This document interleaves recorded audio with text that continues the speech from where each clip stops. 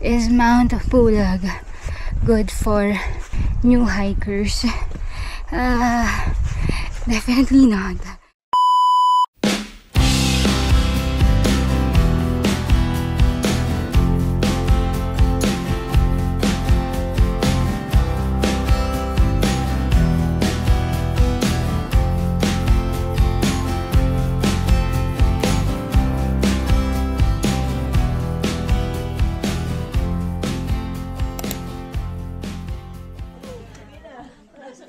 Thinking of climbing Mount Pulag? Watch this video first. I'm not here to discourage you, but I will give you realistic expectations. First thing first, Mount Pulag is the highest mountain in Luzon. Don't be deceived. While the Ambangig Trail is the easiest and most beginner-friendly route, it will take around 3 to 4 hours to reach the summit. As you ascend, the air grows thinner and you may begin to experience symptoms of altitude sickness. Madaling araw nagsimula ang hike namin dahil gusto naming abangan ang sunrise sa summit ng Mount Pulag. We climbed for 4 hours in total darkness. As in wala kang makikita. Most of the time pa nga ay nakatungo ka lang para tingnan ang nilalakaran mo.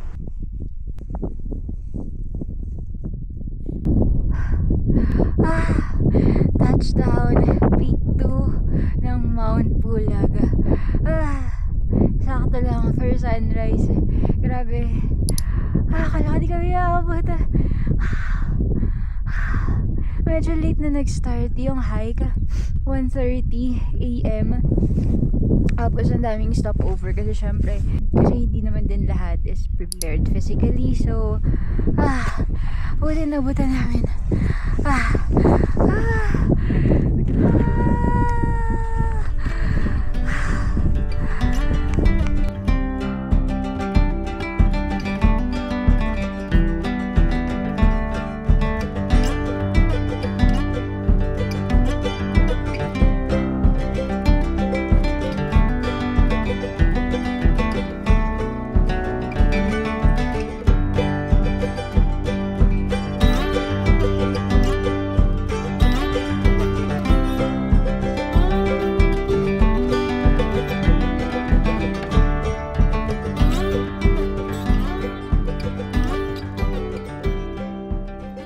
This is peak 2 and nandun yung summit, ayan dyan.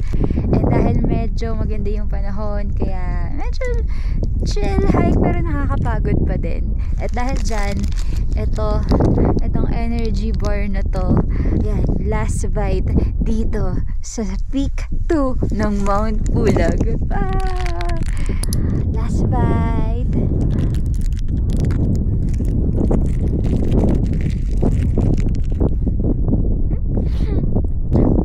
Grabe, ganun lang kabilis yung sunrise mga kapatid.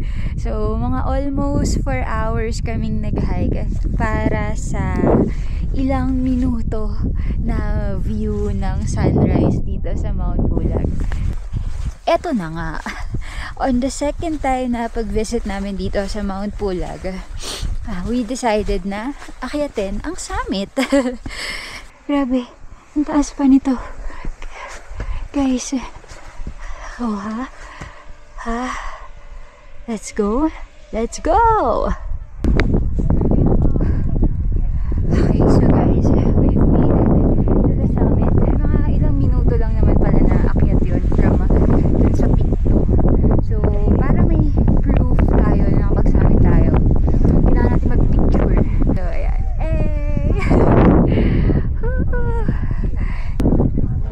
So there guys, that's the proof. Yan, summit. Hindi ka pa picture. Okay na yan. Madami ang umaakyat sa Mount Pulag via Ambangig Trail para makita ang sunrise at Sea of Clouds. Sadly, on our second time dito sa Mount Pulag, hindi kami nabiyayaan ng Sea of Clouds. Are you still determined to hike the third highest peak in the Philippines? I hope so. Let me share our experience before the big climb.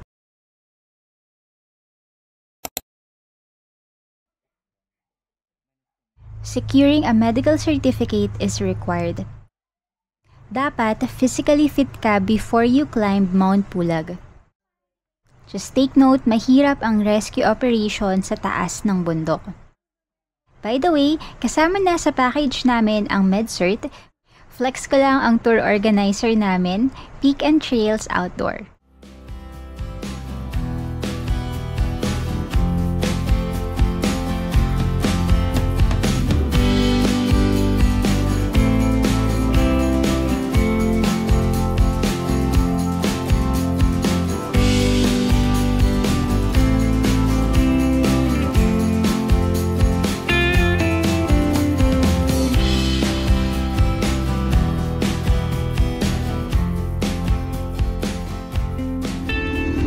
It's currently 7 AM and nandito kami sa baba ng DENR. So, waiting na lang kami na magbukas yung DENR kasi 8 AM pa daw.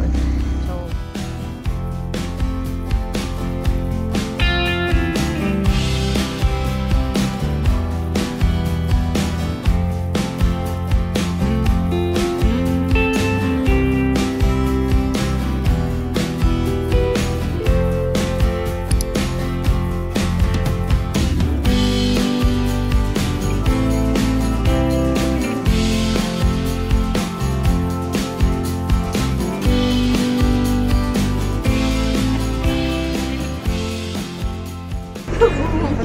Sa DENR.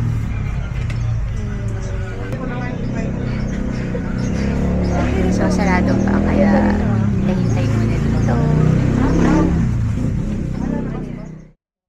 Weekday yung kinuha naming schedule para hindi madami ang tao. At lahat ng aakyat sa Mount Pulag ay kailangan mag-attend ng orientation dito sa DENR.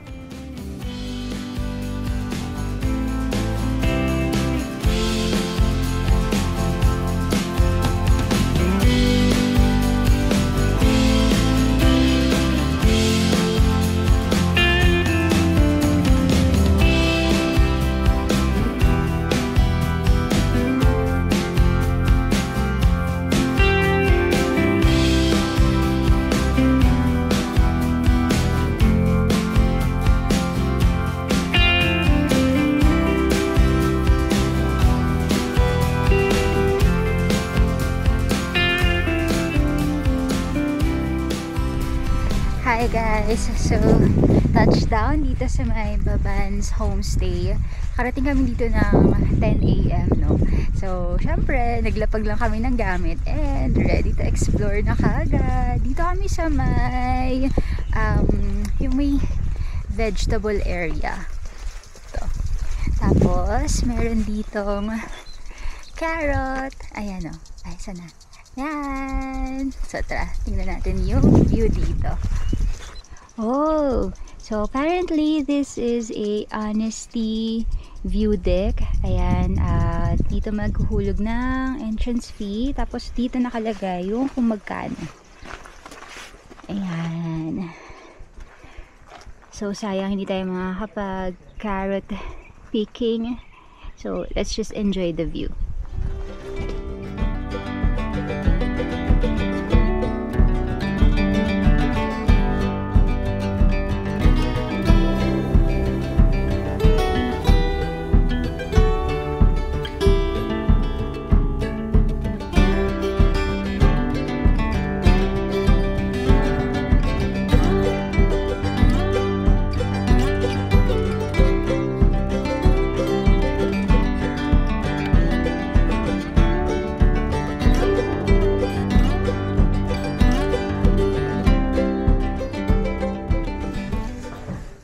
So, nakapagpahinga na ako kasi medyo masakit yung puson ko. No? So, good thing. Ay, baka naman akong gamot. So, nagpahinga. Tapos, ngayon, nagpe-prepare lang ng konti ng gamit para ready na for tomorrow. So, naghihintay na lang kami ng lunch. Or siya pa. So, past 12 na. So, maya-maya kakain na din. So, ayan. This is the private room, no? So, nag-add lang kami ng 1,000 pesos for this room. Tapos, may deposit na 100 for the key, no? So, room key yon.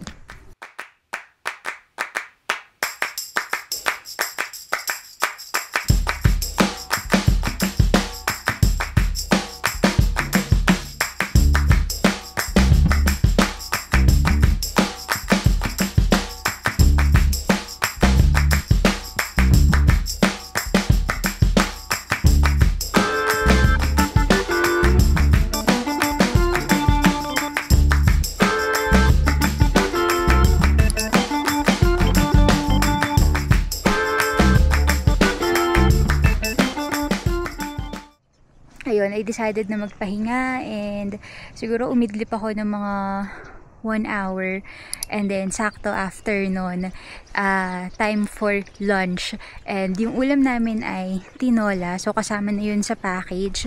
So yung package na binook namin is may homestay, tapos yung transportation from Manila, van transpo from Manila to here, tapos pati yung coordinator, kumbaga all-in package yung kinuha namin, no. So yun, if you are planning to hike Mount Pulag, i-consider mo yung travel time, lalo na kung manggagaling ka ng Metro Manila. Hindi rin kasi biro yung biyahe papunta dito, no. So kung manggagaling ka ng Metro Manila, that would be around 10 hours na biyahe, and hindi basta-basta yung kalsada papunta dito, no. Madami siyang sharp curves, and kung hindi ka sanay mag-travel by land, pwede kang mahilo, magsuka, ganyan.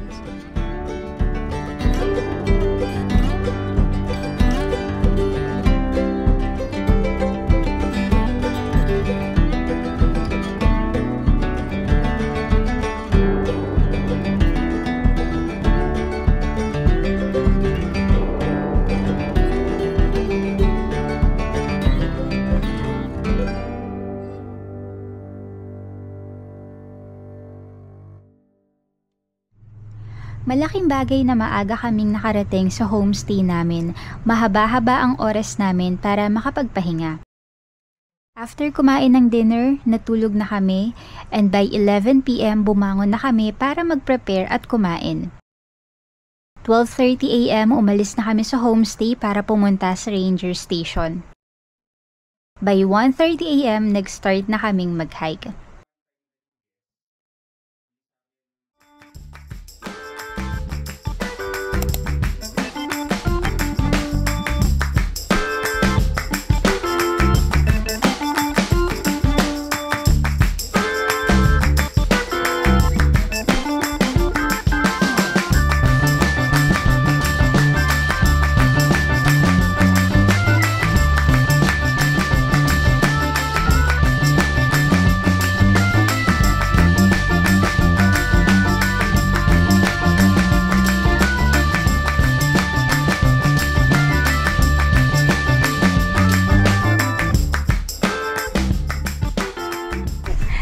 Ka din.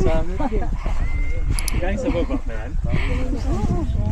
Halika na. Maging tour guide Halika yan na, sa uwi na Tagaytay. tayo. Yan, uwi na tayo. Baba ka na, sabay ka na sa amin. Ang daming pagkain dun sa baba. Uwi ka nito. Oh.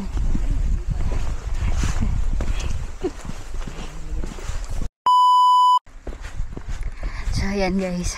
Pauwi na tayo. Dito na tayo ngayon sa grassland. Tirik na yung araw pero ang lamig pa rin ng simoy ng hangin. Grabe, ano oras na? 8:05.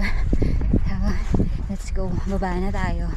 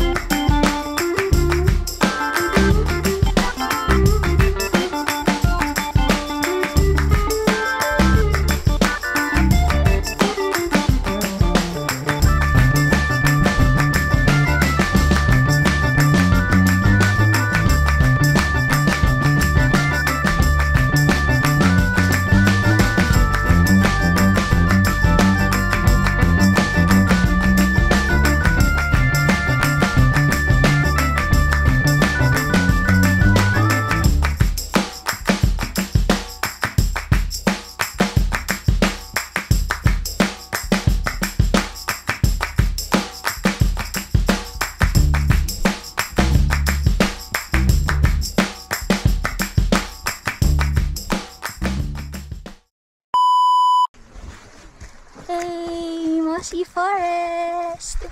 Tada! Oh, ha? Para tayong papasok sa Encantadia. Let's go, guys! Come on, come on! Ito yung Encanto.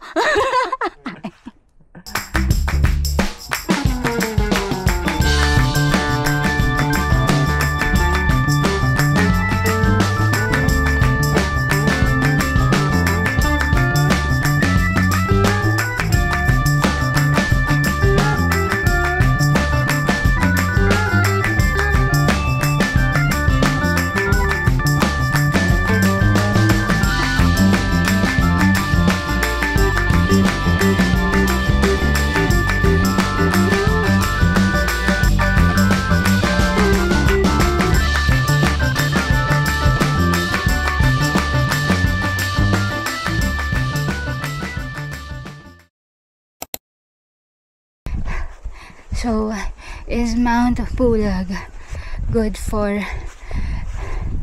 new hikers?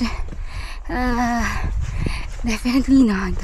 Huwag kayong magpapabudol sa mga organizers, sa mga friends ninyo, because Mount Pulag is definitely not as easy as 1, 2, 3, guys. Pag-isipan nyo, paghandaan nyo if you want to visit Mount Pulag. Kasi 4 hours lakad papunta, 4 hours lakad pabalik, at hindi biro yung trail. Kaya sinasabi niya lang beginner friendly. Compare yun dun sa iba pang trails available papuntang Mount Pulag. Pero i-try nyo muna mag cardio, maglakad for 4 hours kung kakayanin nyo ba. Guys, last leg na ng paghihirap. So, nakaligpas kami dun sa may Rangers station. So, ngayon, nilalakad na namin pababa dun sa may homestay namin, which is dun sa may Babans homestay. Medyo may distance din, no, from Ranger station to the homestay.